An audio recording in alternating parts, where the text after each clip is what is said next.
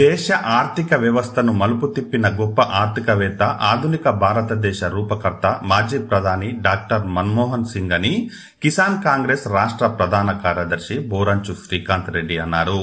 శుక్రవారం మావల మండల కేంద్రంలోని ఆయన నివాసంలో మాజీ ప్రధాని చిత్రపటానికి పూలమాలలు వేసి నివాళులర్పించారు.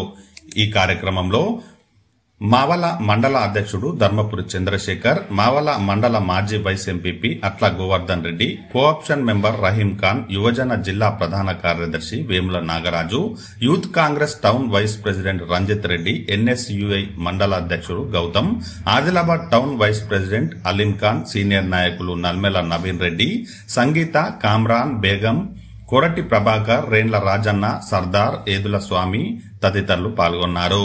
ఆర్థిక సంస్కరణలతో దేశ భవిష్యత్తును గొప్పగా తీర్చిదిద్దిన పరిపాలనా దక్షుడు మాజీ ప్రధాని మన్మోహన్ సింగ్ గారి మరణం చాలా బాధాకరం.